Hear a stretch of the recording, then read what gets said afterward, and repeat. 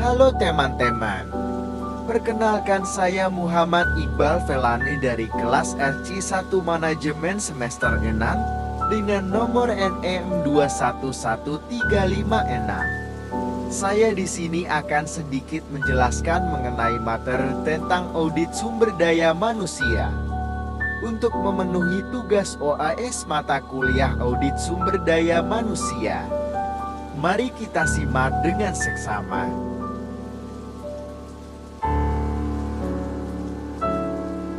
Materi yang akan kita bahas yaitu: pertama, pengertian audit sumber daya manusia. Kedua, tujuan dan manfaat audit sumber daya manusia. Yang ketiga, perencanaan audit sumber daya manusia. Keempat, faktor yang dipertimbangkan dalam audit sumber daya manusia. Yang kelima, pelingkup audit sumber daya manusia. Keenam, pendekatan audit sumber daya manusia. Dan yang terakhir, proses audit sumber daya manusia.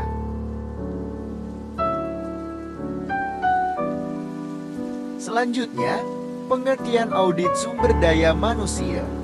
Menurut Siagian tahun 2001, 68 mendefinisikan audit SDM sebagai seluruh upaya penelitian yang dilakukan terhadap aktivitas manajemen sumber daya manusia untuk mencari, menemukan, dan mengevaluasi fakta tentang sejauh mana manajemen berhasil memberikan dukungan kepada berbagai satuan kerja pelaksana tugas pokok perusahaan.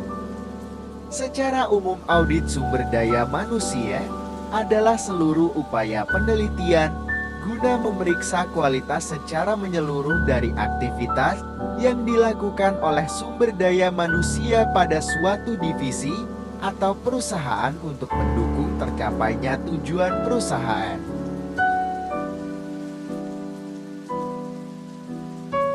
Tujuan dan manfaat audit sumber daya manusia. Pertama, mengidentifikasi yang diberikan Departemen SDM. Kedua, meningkat kesan profesional pada Departemen SDM. Ketiga, mendorong rasa tanggung jawab dan profesionalisme.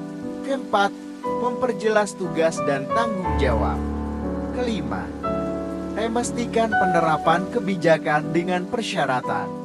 Keenam, menemukan masalah yang penting mengenai karyawan. Ketujuh, mengurangi biaya tenaga kerja melalui prosedur efektif. Perencanaan audit sumber daya manusia. Pertama, tujuan audit.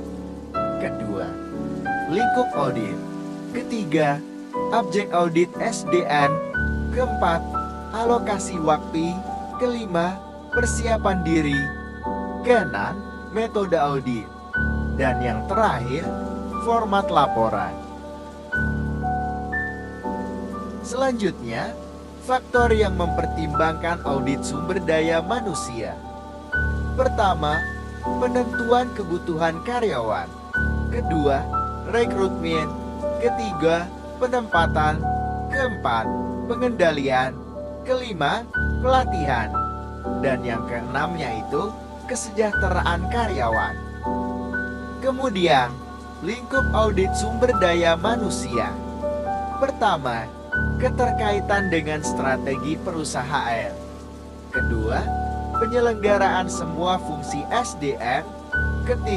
Ketaatan manajemen pada berbagai ketentuan normatif. Keempat, kepuasan pada karyawan perusahaan. Pendekatan audit sumber daya manusia. Pertama, pendekatan komparatif.